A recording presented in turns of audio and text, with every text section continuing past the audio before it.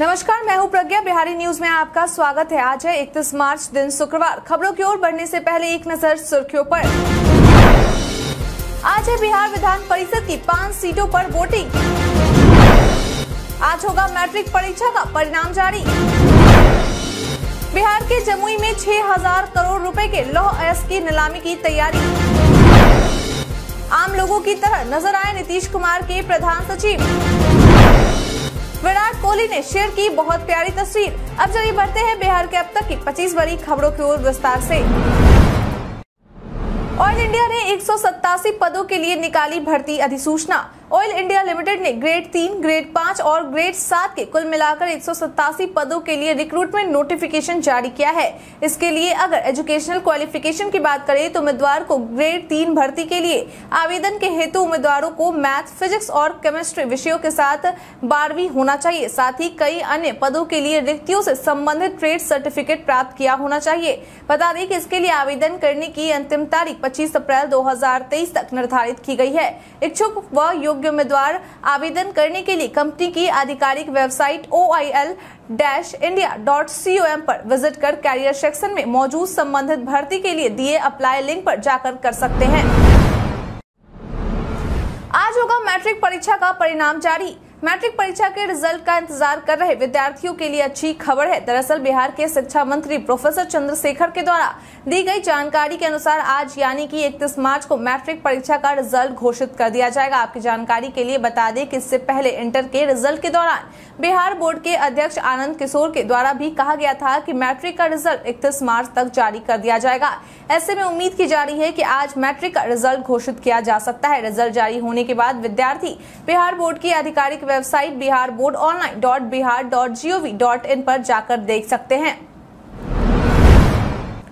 Bihari birthday special में आज हम बात करेंगे मीरा कुमार के बारे में। मीरा कुमार का जन्म आज ही के दिन 1945 में हुआ था। यह एक भारतीय राजनीतिज्ञ और पूर्व राजनयिक है। श्रीमती मीरा कुमार भारतीय राष्ट्रीय कांग्रेस के प्रमुख नेताओं में से है। इन्होंने 15वीं लोकसभा में बिहार के सासाराम लोकसभा क्षेत्र का प्रतिनिधित्व किया था। वह लोकसभा की पहली महिला अध्यक्ष यानी कि स्पीकर के रूप में 3 जून 2009 को निर्विरोध चुनी गई। GMAC बाल योगी के बाद वे दूसरी दलित नेता हैं जो इस पद तक पहुंची हैं। इन्होंने 2017 के राष्ट्रपति चुनाव में UPA की उम्मीदवार के रूप में रामनाथ कोविंद के विरुद्ध चुनाव लड़ा, जिसमें वे 34% मतों से पराजित हुई। भारतीय इतिहास में विशेष रुचि रखने वाली मीरा कुमार को कला और साहित्य से भी विशेष लगाव है। हस्तशिल्प प्रेमी होने के अलावा मीरा कुमार एक अच्छी कवित्री भी है। वह अपना खाली समय किताबें पढ़ने और शास्त्रीय संगीत सुनने में व्यतीत करती है। उनकी लिखी कई कविताएं प्रकाशित भी हुई हैं। आज है बिहार विधान परिषद की 5 सीटों पर वोटिंग। बिहार विधान परिषद के स्नातक एवं शिक्षक निर्वाचन क्षेत्रों के 5 सीटों पर होने वाले चुनाव को लेकर बुधवार शाम 4 बजे से चुनाव प्रचार थम गया है। वहीं अब इन 5 सीटों के लिए वोटिंग की प्रक्रिया 31 मार्च 2023 यानी कि आज हो रही है, जिसकी शुरुआत सुबह 8 बजे से होगी जो कि शाम 4 बजे तक चलेगी। इसके बाद मतों की गणना 5 अप्रैल को की जाएगी। आपको बता दें कि आज इस चुनाव में 48 उम्मीदवार अपना किस्मत मैदान में आजमा रहे हैं। वहीं आम सभी चुनावों की तरह ही इस चुनाव में भी मतदान समाप्ति के 48 घंटे पूर्व चुनाव प्रचार बंद हो गए थे। आपकी जानकारी के लिए बता दें कि जिन 5 सीटों पर चुनाव होना है उनमें सारण स्नातक क्षेत्र, गया स्नातक क्षेत्र, गया शिक्षक क्षेत्र, कोसी शिक्षक क्षेत्र और सारण शिक्षक क्षेत्र के नाम शामिल है। आपकी जानकारी के लिए बता दें कि इस चुनाव के लिए मतदान की प्रक्रिया बैलेट पेपर के माध्यम से की जाएगी। बिहार BEd CET 2023 के नामांकन परीक्षा का एडमिट कार्ड जारी। बीते दिन ललित नारायण मिथिला विश्वविद्यालय दरभंगा के द्वारा BEd CET 2023 के नामांकन परीक्षा के लिए एडमिट कार्ड जारी कर दिया गया है। तो जिन उम्मीदवारों ने इस परीक्षा के लिए पंजीकरण किया है वे बिहार BEd CET की आधिकारिक वेबसाइट biharcetbed-lnmu.in पर जाकर डाउनलोड कर सकते हैं। हालांकि इसके लिए अभ्यर्थियों के पास उनका ID और पासवर्ड होना जरूरी है। आपकी जानकारी के लिए बता दें कि यह परीक्षा 8 अप्रैल सुबह 11 बजे से अपराह्न 1 बजे तक आयोजित की जाएगी, लेकिन अभ्यर्थियों को परीक्षा शुरू होने से 2 घंटे पहले यानी कि सुबह 9 बजे तक पहुंच जाना होगा और साथ में प्रवेश कार्ड और फोटो युक्त पहचान पत्र लेकर जाना होगा। आपकी जानकारी के लिए बता दें कि परीक्षा केंद्र के अंदर जाने का समय 10:30 बजे तक निर्धारित किया गया है। बिहार के जमुई में 6000 करोड़ रुपए के लौह अयस्क की नीलामी की तैयारी। बीते दिन बृहस्पतिवार को एक वरिष्ठ अधिकारी के द्वारा दी गई जानकारी के अनुसार बिहार सरकार के द्वारा राज्य के विभिन्न गैर वन क्षेत्रों से मिले चूना पत्थर, मैग्नेटाइट और ग्लूकोनाइट जैसे खनिजों की नीलामी की जाएगी। बता दें कि इसके लिए तैयारियां शुरू कर दी गई है। मुख्य सचिव एवं खान संबंधी मामलों की आयुक्त हरजोत कौर के द्वारा दी गई जानकारी के अनुसार राज्य सरकार के द्वारा नीलामी के लिए लेन देन सलाहकार के रूप में SBI कैपिटल मार्केट्स के साथ काम करेगी और साथ ही उन नियमों तथा शर्तों का भी सुझाव देगी जिनके आधार पर नीलामी की जा सकेगी। उन्होंने बताया कि राज्य सरकार के द्वारा जमुई में मिले 6,000 करोड़ रुपए के लॉ एस की भी नीलामी करने का फैसला लिया गया है। बिहार में अप्रैल से हर घर नल जल लाभुकों की समस्या का होगा समाधान। हर घर नल जल योजना के तहत लाभुकों के घर तक नियमित रूप से शुद्ध जल पहुंचाया जा सके और मरम्मत पर विशेष ध्यान दिया जा सके, इसके लिए बिहार सरकार के द्वारा PHED और पंचायती राज विभाग को निर्देश दिया गया है कि वे इन बातों पर विशेष ध्यान रखें। बता दें कि हर घर नल जल लाभुकों को किसी प्रकार की परेशानी न हो, इसके लिए अप्रैल से वाहन के माध्यम से लोगों तक सुविधाएं पहुँचाई जाएंगी। बता दें कि वाहन की भ्रमण योजना त्रैमासिक रूप से तैयार की जा रही है। मालूम हो कि वाहन वैसे इलाकों की रिपोर्ट भी तैयार करेगी जहां पर जलापूर्ति योजना की जरूरत है। इन इलाकों को चिन्हित करने के बाद संबंधित पदाधिकारी को रिपोर्ट करेंगे। पूरे बिहार में मनाया गया धूमधाम से रामनवमी का महोत्सव। बीते दिन रामनवमी के अवसर पर राज्य के हर जिले में बड़े ही धूमधाम से राम महोत्सव मनाया गया। बता दें कि बीते दिन राम महोत्सव के अवसर पर हर जिले में शोभा यात्रा निकाली गई जिसमें बड़ी संख्या में राम भक्त शामिल हुए। मालूम हो कि इस दौरान पूरा वातावरण भक्तिमय और भगवामय बना रहा। चारों ओर जय श्री राम की आवाजें सुनने को मिलती रही। वहीं अगर बात बिहार की राजधानी पटना में स्थित प्रसिद्ध महावीर मंदिर की बात करें तो यहाँ रात 12 बजे तक दर्शन का दौर चलता रहा। वहीं बीते दिन सुबह 10 बजे से दोपहर 2 बजे के बीच पूजा अर्चना कर पूरे विधि विधान से बजरंगबली का ध्वज बदला गया और फिर राम जन्मोत्सव की आरती के बाद भक्तों में प्रसाद बांटा गया। बता दें कि इस दौरान 3 ड्रोन से लगातार महावीर मंदिर के परिसर में फूलों की वर्षा की गई।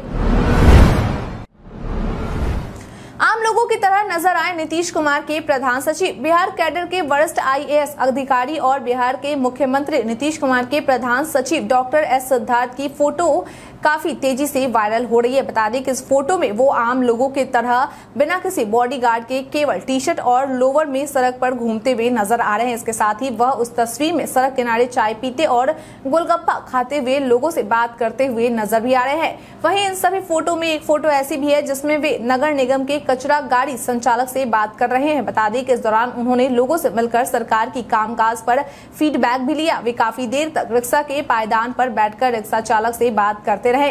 वहीं लोग भी उन्हें नहीं पहचान पाए और आराम से बात करते रहे।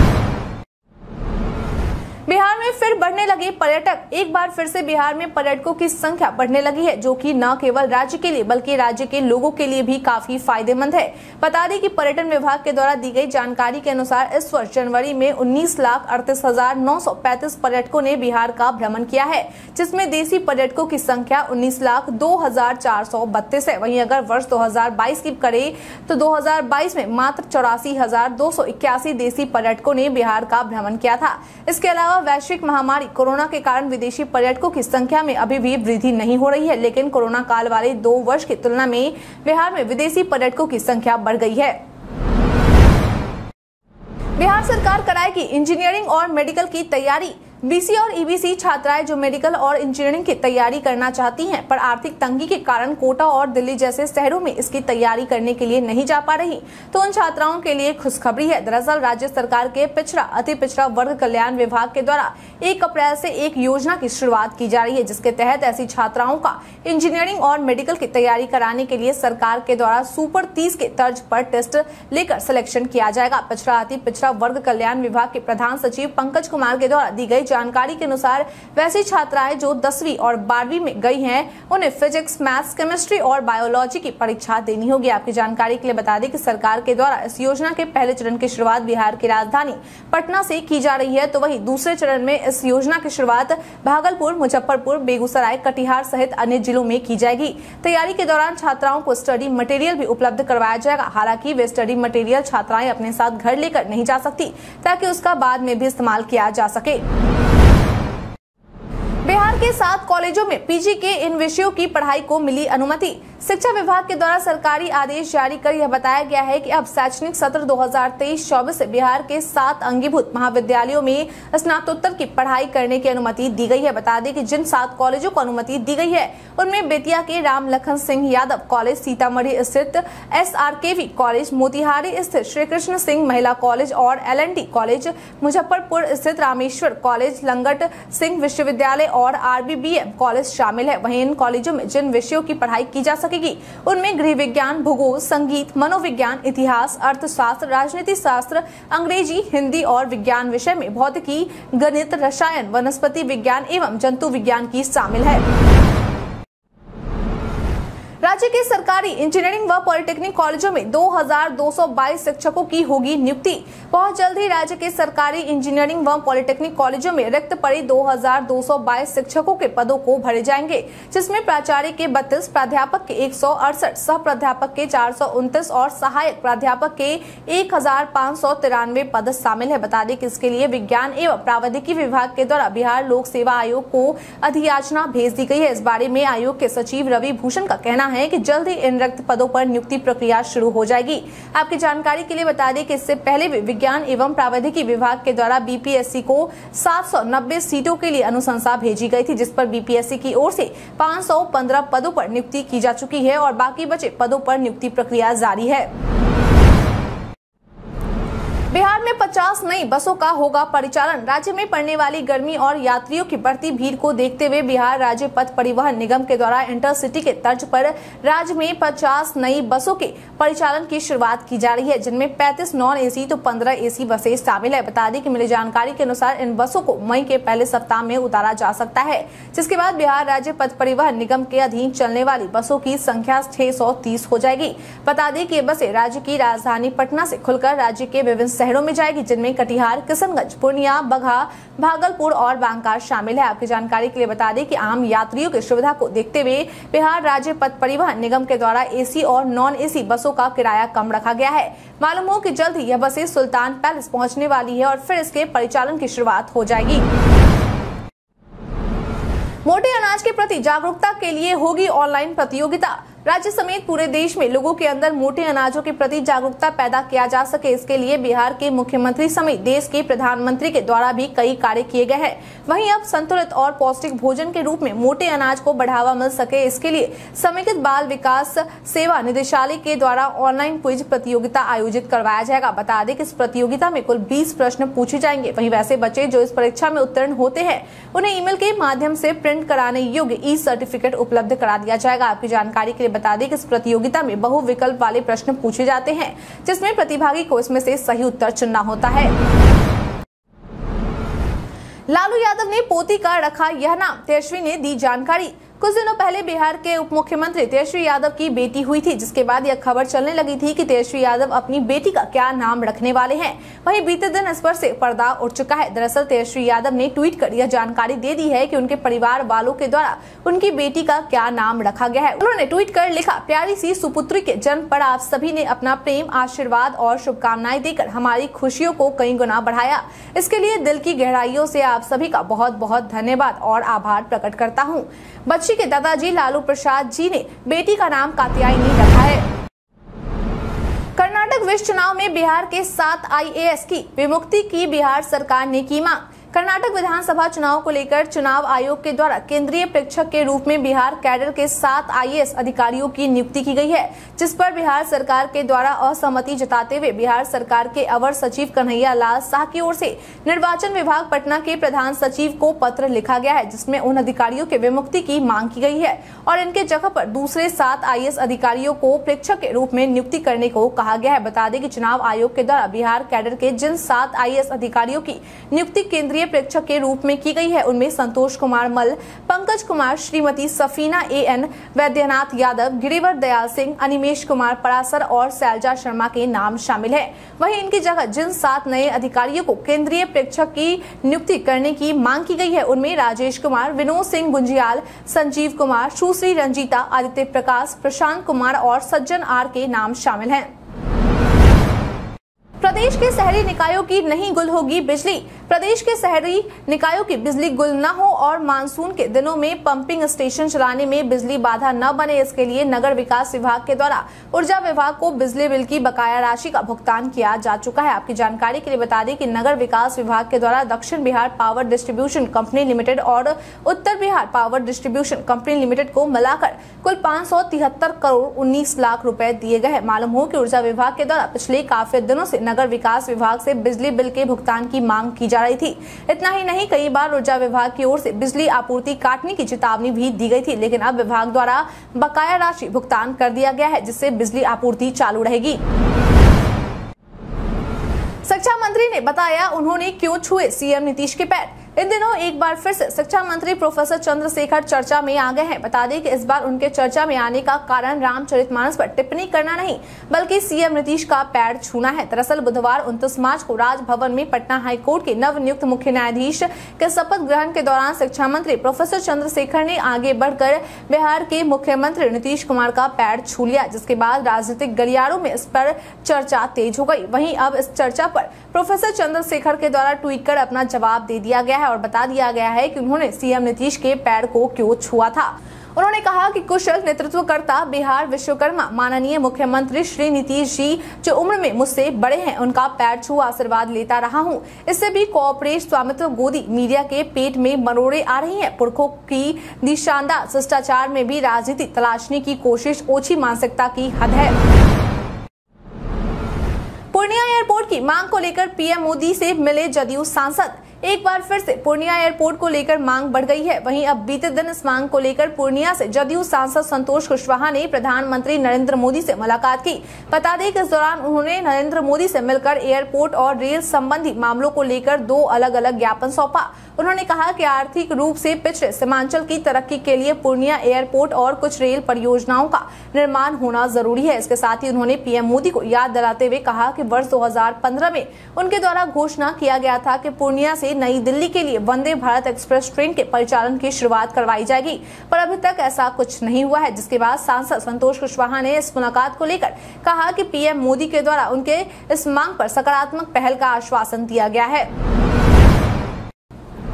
फेसबुक पर बना पीके फॉर सीएम का पेज। चुनावी राजनीति रणनीतिकार प्रशांत किशोर की टीम के द्वारा एक फेसबुक पेज बनाया गया है, जिसमें प्रशांत किशोर को मुख्यमंत्री कैंडिडेट के रूप में हाईलाइट किया गया है। बता दें कि फेसबुक पर शुरू किए गए इस नए पेज का नाम पीके फॉर सीएम रखा गया है, जिसका टैगलाइन है, सपना यह है कि अपने जीवन काल में बिहार को विकसित राज्यों की श्रेणी में खड़ा देखे। आपकी जानकारी के लिए बता दें कि इस पेज पर जन स्वराज पदयात्रा के दौरान का वीडियो और प्रशांत किशोर के बयानों को डाला गया है। मालूम हो कि इस फेसबुक पेज के सामने आने से ही राजनीतिक गलियारों में कयास लगाए जाने शुरू हो गए हैं कि क्या वह भी मुख्यमंत्री की रेस में खड़े हो गए हैं। हालांकि उन्होंने कभी सार्वजनिक मन से अपने सीएम बनने की इच्छा व्यक्त नहीं की। विराट कोहली ने शेयर की बहुत प्यारी तस्वीर। बीते दिन विराट कोहली के द्वारा अपने सोशल मीडिया अकाउंट पर एक बहुत ही प्यारी तस्वीर शेयर की गई। दरअसल शेयर की गई तस्वीर में वे अपनी बेटी वामिका और पत्नी अनुष्का शर्मा के साथ नजर आ रहे हैं। बता दें कि इस तस्वीर में तीनों एक साथ एक पूल पार करते नजर आ रहे हैं। मालूम हो कि इस तस्वीर को शेयर करते हुए उन्होंने कैप्शन भी लिखा है। उन्होंने कैप्शन में लिखा है, संदेह के सभी पुलों को पार करके प्रेम में। बता दें कि विराट कोहली के द्वारा शेयर की गई इस तस्वीर को उनके फैंस के द्वारा खूब पसंद किया जा रहा है। आपकी जानकारी के लिए बता दें कि आज यानी कि 31 मार्च से आईपीएल की शुरुआत हो रही है। वहीं आज का पहला मैच गुजरात टाइटंस और चेन्नई सुपर किंग्स के बीच खेला जाएगा। भारत के इतिहास में आज की तारीख है बेहद खास। भारत में 1774 में डाक सेवा का पहला कार्यालय खुला। मुंबई में 1867 में प्रार्थना समाज की स्थापना हुई। बौद्ध धर्मगुरु दलाई लामा को 1959 में तिब्बत से निर्वासन के बाद भारत में शरण दी गई। बम्बई में 1964 में इलेक्ट्रिक ट्राम आखिरी बार चली। जनगणना के आंकड़ों के मुताबिक 2011 में भारत की आबादी बढ़कर 121 करोड़ हो गई है। 10 साल पहले हुई गणना के मुकाबले यह 17.64% ज्यादा है। 1504 में सिखों के दूसरे गुरु गुरु अंगद देव का जन्म हुआ। 1865 में भारत की प्रथम महिला डॉक्टर आनंदी गोपाल जोशी का जन्म हुआ। 1860 में हिंदी के उत्कृष्ट लेखकों में से एक रमाशंकर व्यास का जन्म हुआ। 1938 में भारत की प्रसिद्ध महिला राजनीतिज्ञ तथा दिल्ली की पूर्व मुख्यमंत्री शीला दीक्षित का जन्म हुआ। 1945 में प्रसिद्ध राजनीतिज्ञ पहली महिला लोकसभा अध्यक्ष मीरा कुमार का जन्म हुआ। 1987 में भारतीय ग्रैंड मास्टर शतरंज कोनेरू हम्पी का जन्म हुआ। वायरल खबर में आज हम बात करेंगे प्रधानमंत्री नारी शक्ति योजना के बारे में। सोशल मीडिया पर कई सूचनाएं वायरल होती है, लेकिन सभी सच हो ये जरूरी नहीं है। इसी कड़ी में आज हम बात करेंगे प्रधानमंत्री नारी शक्ति योजना के बारे में। दरअसल पीआईबी ने अपने ट्वीट में लिखा है कि सुनो दुनिया नामक यूट्यूब चैनल के एक वीडियो में यह दावा किया जा रहा है कि केंद्र सरकार सभी महिलाओं को प्रधानमंत्री नारी शक्ति योजना के तहत 52,000 रुपए की नगद धनराशि प्रदान कर रही है। पीआईबी ने अपने ट्वीट में आगे लिखा है कि यह वीडियो फर्जी है। केंद्र सरकार द्वारा ऐसी कोई योजना नहीं चलाई जा रही।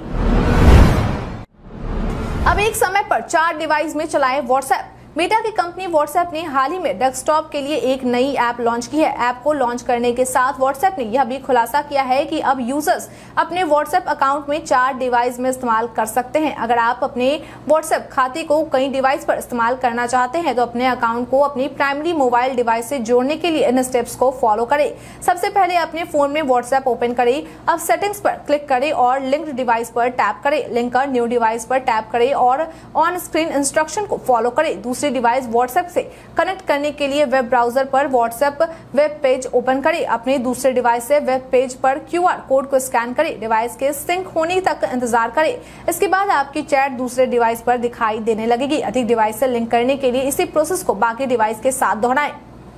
बीते दिन हमारे द्वारा पूछे गए सवाल का आप लोगों में से बहुत लोगों ने अपना जवाब हमें हमारी कमेंट सेक्शन बॉक्स में लिख कर दिया था। जिन्होंने हमारे द्वारा पूछे गए सवाल का जवाब दिया है उनके नाम है रवि रंजन, प्रिंस कुमार, अजीत कुमार, बिट्टू कुमार राज, लाला राय, पंकज कुमार दास, रवि कुमार राम, शंकर मुखिया, उमेश ऋषिदेव, मुटुर रंगीला, जहांगीर आलम, दीपू गुप्ता, सुशील कुमार, मृत्युंजय कुमार, नन्नू गोलू कुमार। इसके साथ ही बढ़ते हैं आज के सवाल की ओर। आज का सवाल है मोटे अनाज के उत्पादन और उपभोग में बढ़ोतरी के लिए सरकार को क्या करना चाहिए। आप अपना जवाब हमें हमारे कमेंट सेक्शन में लिखकर जरूर बताएं। आज के लिए इतना ही। बिहार के तमाम खबरों के साथ बने रहने के लिए देखते रहें बिहारी न्यूज। और साथ ही अगर आप यूट्यूब से देख रहे हैं चैनल को सब्सक्राइब करना और अगर आप फेसबुक से देख रहे हैं तो पेज को फॉलो करना ना भूलें। धन्यवाद।